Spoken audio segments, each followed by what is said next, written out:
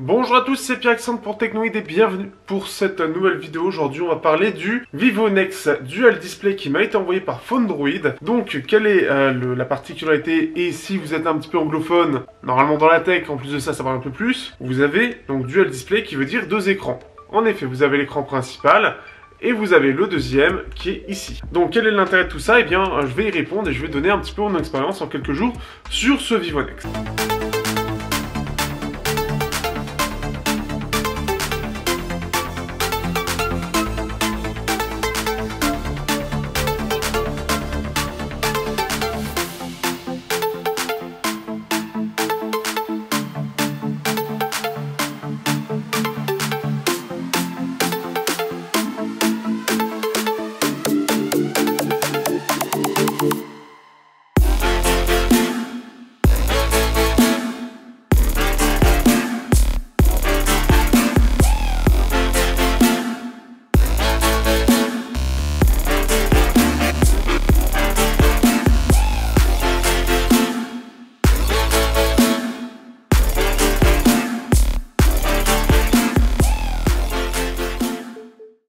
Donc, comme vous l'avez vu dans le clip, eh bien, ce Vivo Nex Dual Display dit bien ce que ça veut dire, c'est-à-dire qu'il y a bien deux écrans, et ce qui fait que ça lui donne ce côté très particulier de devoir switcher entre les deux.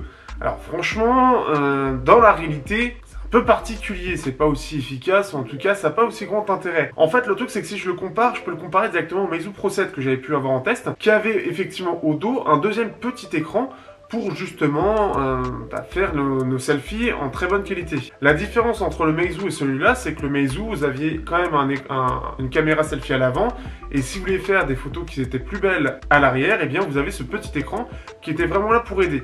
Là, en fait, on sent vraiment que Vivo, en fait, la gamme Nex ou Apex de Vivo est vraiment une gamme concept, c'est-à-dire on vous sort des trucs très très particuliers, mais c'est pas parce que c'est très particulier que c'est forcément bien en fait. C'est pour tester et je pense voir la réaction du public et voir qu'est-ce qu'apprécie réellement le public en termes de solutions. Ce qui fait que réellement cet écran borderless c'est très agréable, très clairement, mais par rapport à ce qu'avait sorti le Vivo avec le Nex S, sa petite caméra escamotable, eh bien, je trouve cette solution qui était quand même mieux en soi, elle était un peu plus intelligente à mon sens. Ici, en fait, le truc c'est que on aura cette idée d'appareil photo. On a aussi, et je n'ai pas encore testé, ça peut être aussi l'autonomie, parce que l'écran étant plus petit et semble beaucoup moins bien défini, déjà, ça peut aider pour l'autonomie. Ça, c'est une deuxième chose. Vous avez aussi le fait que donc vous avez quand même, là où le Meizu avait vraiment un petit écran pour pouvoir faire son selfie, ici on a un grand écran, c'est ça l'avantage, c'est qu'on va avoir vraiment le grand écran, donc on va vraiment bien tout voir. Ça peut être une chose qui est sympathique. Aussi on va vraiment profiter, sachant que le Meizu c'était pas forcément les meilleurs appareils, on va profiter du IMX 363 pour avoir les meilleures photos possibles, ce qui n'est pas rien non plus. Mais en fait je trouve que cet écran semble un petit peu disproportionné, et ce qui fait que ça fait un peu particulier, j'adhère pas forcément à cette idée de l'écran, ça fait très étrange en fait. Et limite en fait on dirait presque, alors ça c'était avant, et puis alors là, ça c'est maintenant. Donc c'est un peu l'idée que ça donne, mais je trouve ce côté un peu trop disproportionné, et en fait le plus gros problème que j'ai en fait avec cette intégration, c'est surtout qu'en fait on voit qu'il y a un écran en fait. Et ce fait que c'est mal intégré et certains écrans sont pourtant bien noirs et permettent justement de voir quelque chose un peu mieux intégré, je pense, et surtout un peu plus discret, parce que là en fait ça fait pas discret et ça aide pas pour apprécier réellement l'écran. Alors quand on est bien de face, ça ne se voit pas, mais dès qu'on est un petit peu de côté, en fait on voit la différence de teinte entre les deux écrans. Enfin entre l'écran et la partie noire autour de l'écran. Ce qui fait que c'est vraiment particulier. Alors après vous avez des choses qui peuvent être sympathiques, c'est-à-dire vous êtes en train de regarder donc ici une vidéo et vous ne voulez pas sortir de l'application, eh bien vous appuyez sur la partie ici, il vous dit de retourner l'écran et vous avez un autre espace. Ça fait vraiment comme si vous aviez deux espaces en un, c'est-à-dire que vous êtes vraiment sur la même chose, c'est bien le même multitâche, mais en fait vous allez avoir donc ici par exemple Twitter, et hop je vais revenir à l'écran ici normalement. Et ce qui fait que si je change, alors je vais y arriver. Pas facile. Donc ce qui fait que vous avez ça, et vous avez un bouton spécifique pour changer l'écran, hop, et ici vous avez l'écran classique. Mais en plus le plus gros problème c'est que, comme vous pouvez voir, l'écran, c'est-à-dire que l'application entre ici et ici, il y a du noir. Parce que normalement, vous regardez, on a un écran très large. Donc c'est-à-dire qu'il doit être en 15 ou 14 neuvième, et ce qui fait que forcément, bah, ça passe moyen. Ce qui fait que j'ai vraiment du mal à comprendre réellement toute la logique en fait de ce système. Je pense que c'est vraiment pour voir, pour tester le marché, et voir si le public aime bien cette solution ou non. Je pense pas qu'il ait produit à beaucoup d'exemplaires, mais néanmoins c'est intéressant de voir une telle solution, voir dans la réalité. On a vu aussi, il y a le Nubia X qui utilise ce même système, et bon, pour l'instant, je ne l'ai pas eu, donc je ne saurais dire, mais ce qui fait que c'est vraiment intéressant de voir quelque chose comme ça. Après, je trouve vraiment ce côté-là disproportionné. Je pense qu'un plus petit écran, une meilleure intégration, par exemple, en fait, il y a autre chose que je ne comprends pas réellement, c'est ce rond que vous pouvez voir ici. On peut voir un rond, donc c'est-à-dire c'est vraiment quelque chose en plus sur le verre, et qui va intégrer justement les deux appareils photo, donc comme si c'était une pièce différente. Et ce qui fait que ça doit y avoir justement les objectifs, une meilleure qualité de verre pour avoir la meilleure qualité photo possible. On a aussi un troisième capteur, je ne sais pas encore à quoi il sert, mais ce qui fait qu'on a plusieurs choses. Et alors, ça peut être utile pour diverses choses. Alors on va faire sur iMusic. Mais donc, ce qui fait que vous pouvez entendre donc de la musique. Et en fait, ça fait des petits trucs ici. Voilà. On sent vraiment que Vivo a essayé de trouver des petites choses sympathiques à mettre dedans, mais ce qui fait que c'est une solution qui est à la fois intéressante parce que ça permet de tester et c'est toujours intéressant, mais réellement je ne suis pas sûr que ce soit la meilleure solution. Et je pense que la meilleure solution, en tout cas niveau design, est celle du Vivo Nex S. Après, s'ils l'ont pas repris depuis, Samsung semble d'ailleurs vouloir revenir là-dessus, je pense qu'il doit y avoir des soucis là-dessus. Au-delà de ça, le Vivo, qu'est-ce qu'il y a à dire d'autre? Parce que c'était très intéressant de parler de ça, mais il y a d'autres choses. La surcouche. Alors la surcouche, c'est-à-dire que Oppo, on connaît un peu ce côté un peu Apple, un peu beaucoup d'ailleurs. Bah en fait, Vivo, ils ont pris d'autres trucs de chez Apple et les ont intégrés, comme par exemple le centre de contrôle. Et clairement, c'est un centre de contrôle, hein. C'est clairement ça. Donc vous avez ça, vous avez aussi cette petite partie ici, vous allez avoir des petites informations. Des petites choses, bien sûr, le design est pareil. On va avoir l'application musique qui s'appelle iMusic, mais véridique. iMusic. Ce qui est quand même assez incroyable, ce que je trouve assez fou d'appeler ça. Il y a iMusic et il y a une autre application, c'est iSecurity je crois, et ce qui fait que on sent clairement que Vivo adore Apple en fait, enfin même BBK adore Apple, donc c'est super intéressant. Après en soi, on a beaucoup de choses qui ressemblent un peu à Oppo, on a un côté très Apple présent et très peu Android. D'ailleurs même les paramètres, alors les paramètres ressemblent un peu plus à du Android, mais on est toujours vraiment sur quelque chose de très... Vraiment comme Oppo en fait, on a vraiment une surcouche similaire à Oppo, mais avec des choses différentes. Et par exemple, Oppo après la même chose pour les notifications, c'est-à-dire qu'on n'a plus d'icônes de notification, c'est terminé. Ici, chez Vivo, on y a droit, donc on les voit. Par contre, par exemple chez Oppo, on a la barre de notification avec les raccourcis qui sont dedans. Chez Vivo, on a pris chez Apple. Ce sont ce genre de choses. Alors il faut savoir aussi qu'il y a les gestes, des gestes à la Oppo ou OnePlus, donc c'est exactement la même chose. Mais voilà les choses un petit peu particulières sur la surcouche. Après je vous montrerai de toute façon une petite vidéo complète là-dessus. Mais c'est un peu particulier. Autre chose, le son. Le son, il faut savoir, Vivo, Meizu est très bon, mais ils sont surtout bons parce que c'est un excellent rapport qualité-prix et que c'est disponible un peu partout, et notamment en France, en tout cas il y a un certain moment, et aux USA. Enfin, en tout cas, The Verge, etc., on peut le tester en Europe. Enfin, en tout cas, voilà, ils ont pu tester. Voilà ce que je veux dire. Mais Vivo est bien au-dessus parce qu'il utilise des puces son de chez AKM, même si les Cirrus Logic sont très bons, AKM est encore meilleur. Et leurs puces font vraiment très très mal. Et ce qui fait que là, on n'a pas la meilleure puce, en tout cas, j'ai pas l'impression. Si je regarde bien, en fait, on a l'AK4376 qu'on voit dans beaucoup de Vivo milieu de gamme. Ce qui fait que je ne sais plus exactement qu'est-ce qu'il y avait sur le Vivo Nex S.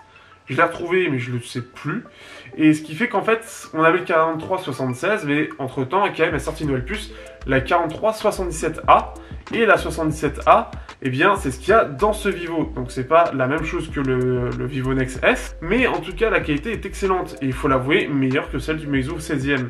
Alors, forcément, à un prix de 770 € sur Android, forcément, hein, c'est mieux aussi, heureusement. Mais ce qui fait que c'est intéressant de voir ça. C'est intéressant de voir qu'ils n'ont pas mis la même puce que le Vivo Nex S. Je pense qu'ils ont voulu garder quand même un prix assez réduit avec une solution où ça nécessite 2 écrans. Donc ce qui fait qu'on a par contre bien une jack, toujours ça de prix, et ce qui fait que la jack est vraiment excellente. Ce qui fait qu'on n'a pas les références exactes quand j'essaie de les avoir. Je sais qu'il a cette puce là, Mais après, quel est l'amplificateur derrière? Je ne sais pas. Et je pense que l'ampli doit être vraiment très bon, parce que le son est vraiment meilleur que le Meizu 16e. C'est-à-dire qu'il gère un peu mieux le bruit, il est un peu plus rapide sur la réponse en fréquence, et en plus de ça, on a un petit peu plus de détails. Donc globalement, c'est meilleur, et d'ailleurs, bah, heureusement que je l'ai, parce que les CCA C16 qui ont besoin d'une excellente source marchent mieux sur celui-là, et plus agréable, notamment parce qu'il y a un peu moins de bruit, et parce qu'il est un petit peu plus rapide en fréquence. Donc ça, c'est assez cool, et ce qui montre que bah, Vivo est très bon. Par contre, pour pouvoir en profiter, c'est un peu moisi. En effet, et je dis moisi et je maintiens, j'utilise notamment Deezer. Sauf que Deezer, il ne le prend pas comme une application de musique, donc il n'active pas le côté hi-fi, alors que sur YouTube, si. Mais si je vais sur l'application iMusic, là, la partie hi-fi s'active. Ce qui fait que le son n'a strictement rien à voir. Mais réellement, on a un son qui est vraiment... On sent qu'il y a un bien meilleur traitement, et ce qui fait que bah, c'est un peu dommage quand vous utilisez des applications comme Spotify, etc. Si c'est pas reconnu en tant qu'application musique, bah, c'est-à-dire que vous avez un service de streaming qui ne sert à rien sur un Vivo. C'est un peu dommage. Donc c'est-à-dire qu'il faut tout télécharger. Légalement, après, vous démerdez, hein, bien évidemment. On ne dit rien. Mais ce qui fait que c'est un peu dommage, parce que moi, ayant l'utilité absolue par rapport au test, justement, de cette partie-là, bah forcément, c'est un peu moyen. Toujours en restant sur le son, on va dire en reparlant un petit peu du design, on a cette petite... Parce que forcément, hein, pour protéger le dos, on peut pas. Donc ce qui fait qu'on a cette petite bumper, voilà, un bumper. Donc il faut le mettre, hein, vraiment, c'est-à-dire qu'il faut que ce soit l'avant, c'est-à-dire qu'il y a vraiment un sens. Donc c'est vraiment de derrière et le rapporter vers le devant. Et ce qui fait que le souci, c'est que vous pouvez voir, il est assez épais. Et en fait, le problème de cette épaisseur, qu'est-ce qu'il y a? Bah, c'est-à-dire que des jacks coudés, des casettes par exemple, n'entrent pas. Celle des Yinu V2, dont le test va sortir pas cette semaine bientôt, eh bien, lui passe, mais tout juste, tout juste. Donc ce qui fait que c'est bien, ça protège bien, on sent que c'est bien épais. Et ce qui fait que ça c'est cool. Mais par contre, bah, oubliez de mettre des jacks coudés, parce que ça passe pas. Globalement, le Vivo, bah, c'est quand même intéressant à découvrir. La surcouche est très particulière, il faut vraiment apprécier cette surcouche particulière. J'ai pas toutes les notifications, et ce qui fait que c'est un petit peu dommage aussi, mais j'en reparlerai dans le test complet. Ce qui manque, c'est un double haut-parleur. On n'a qu'un haut-parleur simple. Chez BBK, on n'a pas l'air d'aimer le système de double haut-parleur. Et le système, justement, avec cet écran énorme, alors, je parle rapidement d'ailleurs, on a un lecteur d'empreintes sous l'écran. Donc ce qui fait que, voilà, ça c'est toujours intéressant. Et si vous préférez la reconnaissance faciale, vous l'avez en fait ici. Et normalement vous avez même une petite icône ici. Alors, hop. Voilà, vous avez normalement une icône ici qui dit bien que vous pouvez déverrouiller avec la reconnaissance faciale. Donc vous avez le choix de l'un ou l'autre. Alors forcément de face ça marche pas puisqu'il n'y a pas de caméra. Mais ce qui fait que c'est un peu particulier. Et en plus de ça, pour terminer un petit peu, j'ai l'impression que la partie au dos, au niveau du tactile, c'est pas aussi réactif. En tout cas en termes de performance, ça a l'air d'être en mode écho. Donc je ne sais pas si c'est particulier ou si c'est un bug.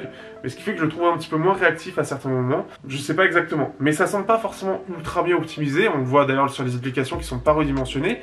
Mais c'est un choix un peu particulier. Je sais pas forcément quoi en penser de ce Vivo.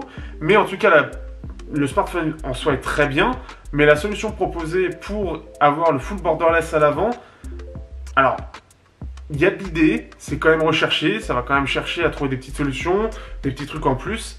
Mais fondamentalement, en fait, je trouve ça too much. Je préfère la solution du Vivo Nex S ou du Meizu Pro 7. Le Meizu Pro 7 était vraiment là pour dire tu peux t'en servir comme ça et c'est juste un petit écran qui permet de cadrer pour avoir de meilleures photos. Et je pense que ça aurait été mieux comme ça, d'avoir un petit écran comme ça, peut-être mieux intégré avec un design sous le verre qui fait que ça permet d'avoir quelque chose de joli. Mais là, c'est trop en fait. Je trouve personnellement que c'est trop. Après, globalement, bah, c'est toujours sympa. Et puis, si on casse un écran, on a toujours un mode de... Bon, sauf si vous êtes vraiment mauvais, mais vous avez toujours un écran de secours. Toujours ça de prix, j'ai envie de dire. Surtout quand vous voulez récupérer des données. Hein, on se dit, ah, j'ai tout ça comme données, comment je fais? Eh bien, vous avez cette petite possibilité-là. Donc, ce qui fait que c'est en tout cas intéressant à découvrir, c'est très particulier, c'est un smartphone qui reste assez bon et qui, en plus de ça, a plein d'autres choses positives. Le 845, la RAM, 128 Go de stockage, une grosse batterie et une autonomie qui est vraiment pas mal du tout. Un design très atypique, parce que là, c'est clairement le cas. Il y a pas mal de petites choses, et puis on a le lecteur d'empreintes sous l'écran, de la reconnaissance faciale de l'autre côté, le côté un peu selfie, mais après la solution, bah pour moi je pense qu'elle ne perdurera pas, je pense que c'est une des solutions qui est possible et peut-être moins coûteuse et plus fiable que celle du Vivo Nex S, je pense que c'est surtout ça, et ce qui fait que c'est intéressant quand même à voir, c'est intéressant du côté atypique, c'est intéressant du côté solution, à voir ce qu'il va y avoir par la suite, mais à mon avis ça c'est toujours un côté transition jusqu'au vrai borderless qu'on aura bientôt avec caméra sur l'écran, etc. Sur ce, je vous dis à bientôt pour le test au complet du téléphone et merci à Phonedroid de me l'avoir prêté. Petit coucou à Esprit Newgen d'ailleurs qui, ça vient de chez lui et puis qui m'a pu me permettre de mettre en contact avec Phonedroid, donc merci à lui. Je remercie aussi bien évidemment les tipeurs, vous êtes aujourd'hui 12 tipeurs et ça me fait très plaisir. Donc ce qui fait que ce sera avec plaisir que je pourrai vous retrouver dans les lives et vous mettre en avant. Et merci encore, et voilà, comme d'habitude de toute façon. Donc merci encore pour vous tipeurs d'être actifs et de me soutenir dans cette année un petit peu dure et d'être actifs pour me soutenir dans mes... Allez, à bientôt pour le test.